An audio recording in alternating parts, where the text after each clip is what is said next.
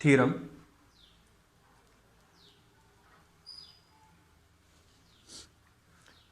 Let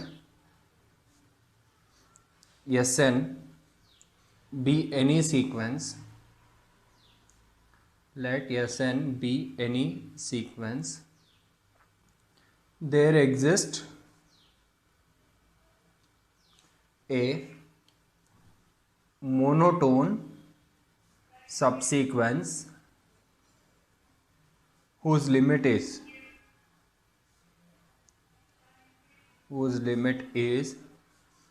limit superior of Sn, and there exists a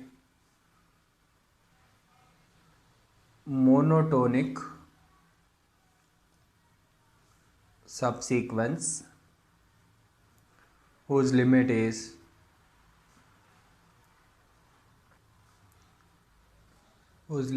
limit inferior of Sn.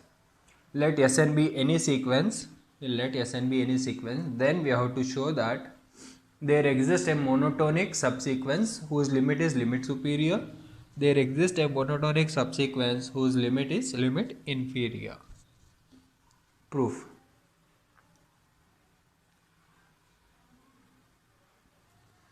Here I don't know whether the sequence is bounded or not bounded above or not bounded below. So first case, if the sequence Sn is not bounded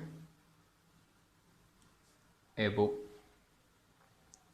Already we have proved a theorem. If a sequence is not bounded above, then there is a monotone subsequence whose limit is plus infinity. Then by a known theorem,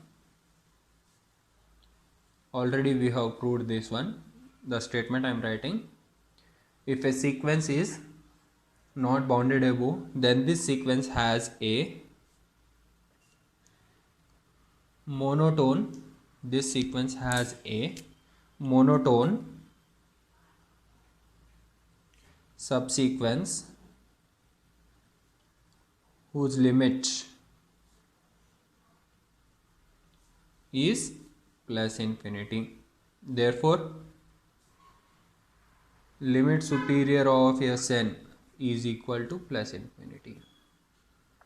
Now, if the sequence is not bounded below, if the sequence Sn is not bounded below, again from the same theorem, second part, if the sequence is not bounded below, then there is a monotone subsequence whose limit is minus infinity. Then by a known theorem, it has a monotone subsequence whose limit is minus infinity. So therefore, limit inferior of Sn is equal to minus infinity, Now, if the sequence is bounded above, if the sequence Sn is bounded above, when we can say that the sequence is bounded above? If it has an upper bound. If it has an upper bound, then it has also the least upper bound, that is a supremum. Then limit superior of Sn is finite. Just now we have discussed the case. If the sequence Sn is not bounded above, then the limit superior of Sn is plus infinity. If it is bounded above, then it will be not plus infinity, it will be a finite number. Since limit superior of Sn is finite, then let us take that is limit superior of Sn is equal to some number, let us take t, say equation number 1. Now I am using the definition of a limit. This implies for each epsilon greater than 0 there exists capital N naught such that modulus of supremum of the set Sn where n greater than capital N minus t is less than epsilon, is less than epsilon. This is the definition of limit. Now I am going to remove the modulus. So what you will get, if I remove the modulus, I will get t minus epsilon is less than supremum of the set Sn where n greater than capital N naught less than t plus epsilon. Now I am going to take this one. Taking right inequality. If I take right inequality, what is that? Supremum of the set all those Sn where n greater than capital N naught is less than t plus epsilon. If the supremum is less than this one, supremum is a least upper bound. Supremum is a least upper bound. Itself saying that it is an upper bound means all the elements of this set is less than the supremum. If supremum is less than this one, then all the elements is less than this one. This implies all those elements Sn are less than t plus epsilon for all those n which are greater than n naught, which are greater than n naught. Now we have to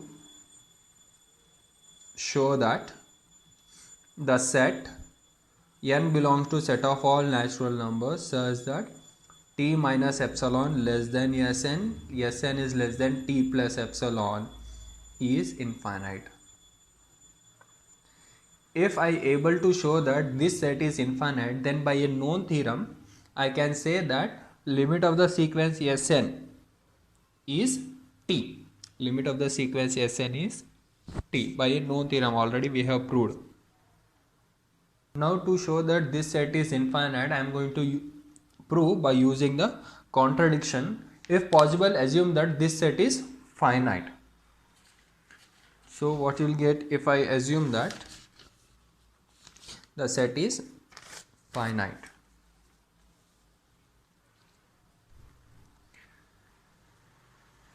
If possible, assume that the set n belongs to a set of all natural numbers such that t minus epsilon less than Sn, Sn less than t plus epsilon is finite. What it means? Between t minus epsilon and t plus epsilon there are only finite number of Sn. Means before t minus epsilon and after t plus epsilon there are infinite number of elements. Between these two there are only finite number of terms.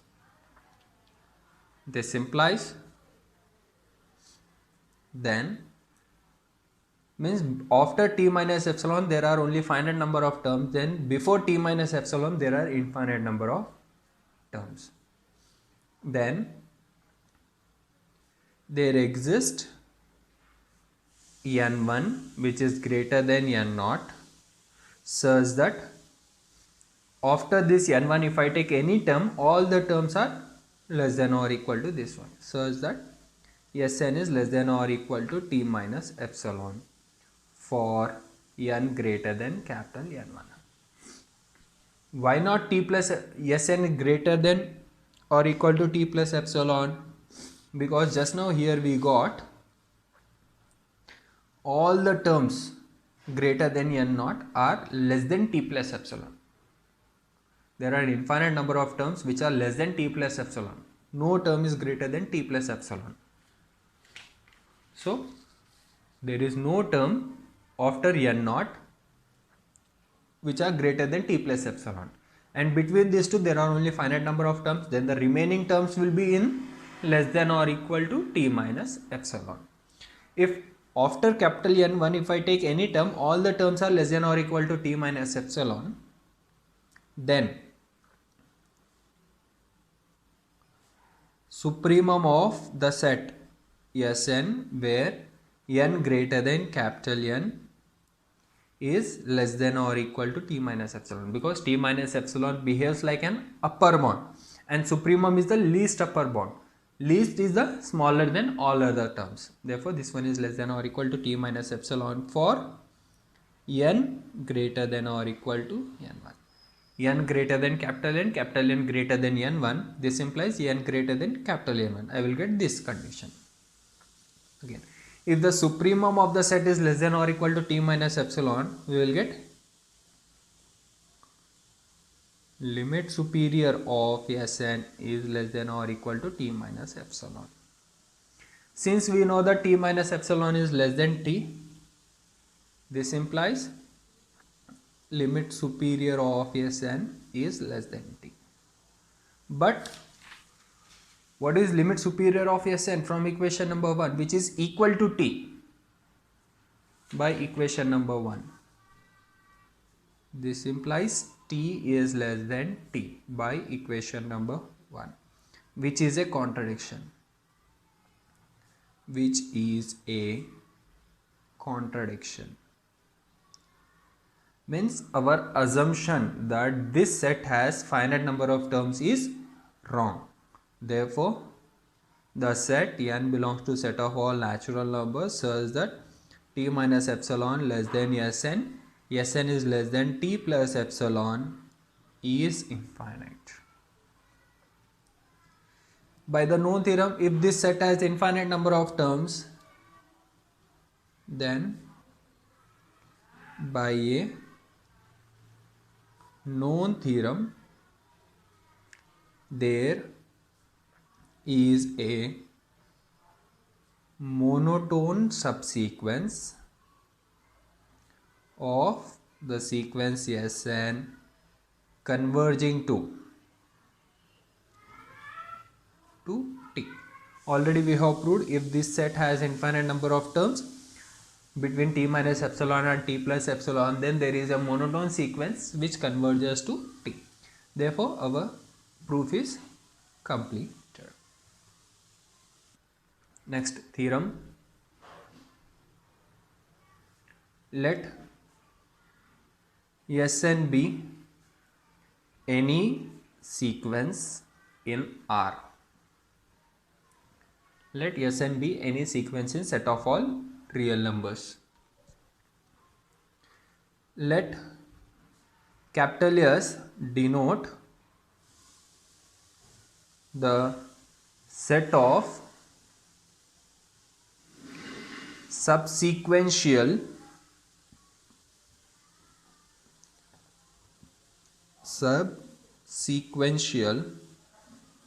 limits of the sequence Sn. Let Sn be any sequence. Let capital S denote the set of subsequential limit of Sn. Means if Sn has any subsequence, then limits of all the subsequences I am going to write in a set. That set is denoted by capital S. Then first one, this capital S is non-empty. Second one, supremum of the set capital S is nothing but limit superior of Sn, and infimum of the set capital S is nothing but limit inferior of Sn. Third one, limit of the sequence Sn exists if and only if the set capital has exactly one element.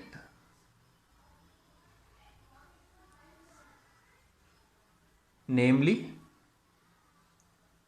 limit of Sn.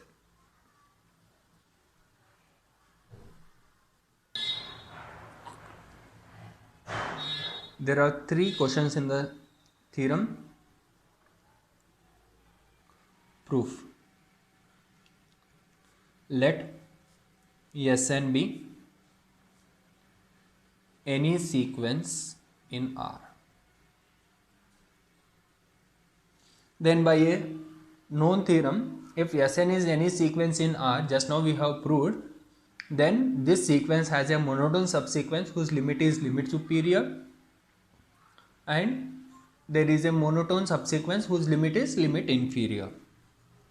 Then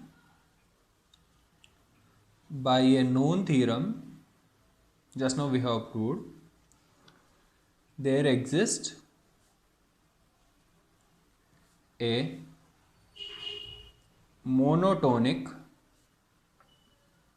subsequence whose limit is limit superior of Sn, and there exists a monotonic subsequence whose limit is limit inferior of Sn. Just now we got limit superior is the limit of a subsequence, limit inferior is the limit of a subsequence. Then this both belongs to the set capital S, because the set is nothing but the set of all the subsequential limit. Therefore, limit inferior of Sn belongs to the set, limit superior of Sn also belongs to the set. If this one belongs to a set, therefore the set is non-empty. Therefore the set is non-empty. Therefore S is non-empty. First thing is completed. Now second one. Consider the limit t of a subsequence Snk of the sequence Sn. Let us consider a subsequence of the sequence whose limit is t. That is, limit k tends to infinity, Snk is equal to t. Already we have proved a theorem. If the limit of a sequence Sn is a real number, then its limit inferior and limit superior both are also equal to that real number. Therefore, since every subsequence is again a sequence, I can apply that theorem. By a known theorem,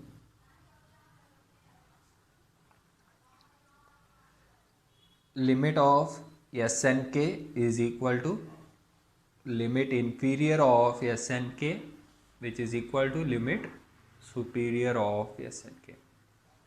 That is, t is equal to limit inferior of Snk is equal to limit superior of Snk.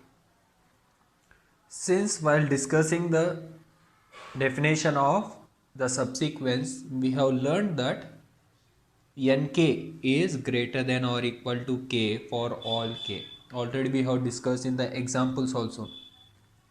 Nk is greater than or equal to k. And we know that the terms of a subsequence are nothing but the terms of a sequence. Therefore, we have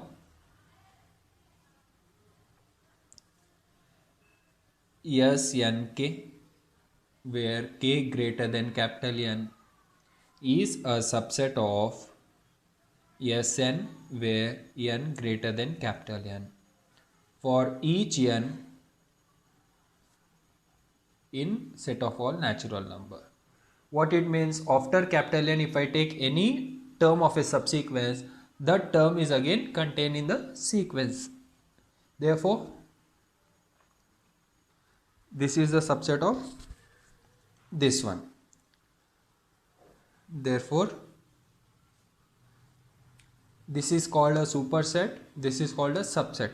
Limit inferior of a superset is less than or equal to limit inferior of a subset. Limit inferior of Sn is less than or equal to limit inferior of Snk. But what is limit inferior of Snk? Limit inferior of Snk is nothing but T. T is nothing but limit superior of Snk. Limit superior of a subset is less than or equal to limit superior of a superset. Less than or equal to limit superior of Sn. Sn. This implies what we got, limit inferior of Sn is less than or equal to this one is equal to this one is less than or equal to limit superior of Sn. By a node point, we know that limit inferior of Sn is less than or equal to.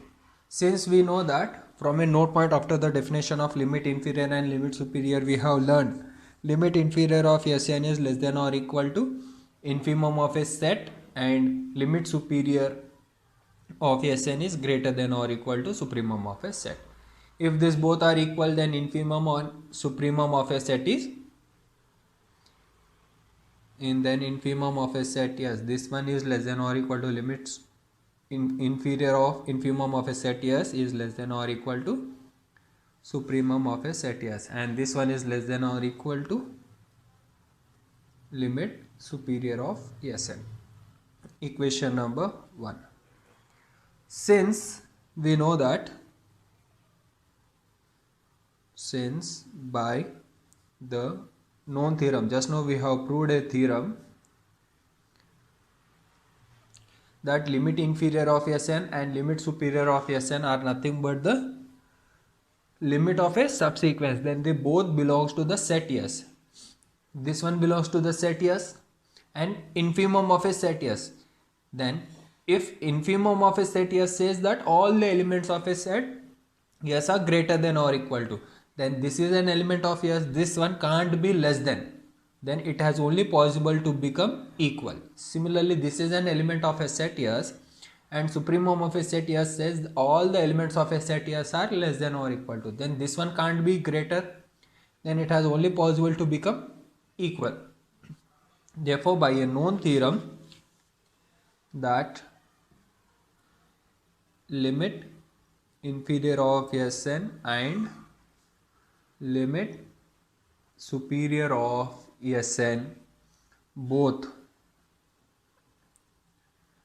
belong to S, then limit inferior of Sn we will get as infimum of S and limit superior of Sn we will get as supremum of the set S. From this part we will learn that let us write set of all subsequential limit, whatever the subsequences we will get, we will write the limits of those subsequences as a set S. Infimum of that set is nothing but limit inferior of the main sequence. Supremum of the set S is the limit superior of the main sequence. Now third one. Already we have known that by a known theorem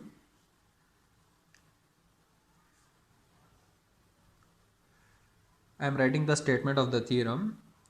If limit of the sequence Sn is defined, whether it is a real number or plus infinity or minus infinity, then limit inferior of Sn is equal to limit of the sequence Sn is equal to limit superior of the sequence Sn. And if this one is a particular defined, then this all three are equal. If these both are equal, then infimum of a set and supremum of a set both are equal. Means if the smallest element and greatest element both are same, means the set has only same element, that is only one element. Now second part of this statement, if limit inferior of Sn is equal to limit superior of Sn, then limit of the sequence Sn is defined, and that value, limit of the sequence Sn, is nothing but limit inferior of Sn, which is equal to limit superior of Sn. Therefore from this statement I can say that limit of the sequence exists if and only if S has exactly one element, namely that element is nothing but limit of the sequence Sn. This is the proof of the theorem. From this theorem we have learned that, note, first one, limit superior of Sn is exactly the largest subsequential limit of the sequence Sn. Second one, limit inferior of Sn is exactly the smallest subsequential limit of the sequence Sn. From the above theorem we have learned that limit superior of Sn is the supremum of S, that is the largest subsequential limit of the sequence. Similarly, limit inferior is the smallest subsequential limit of the sequence.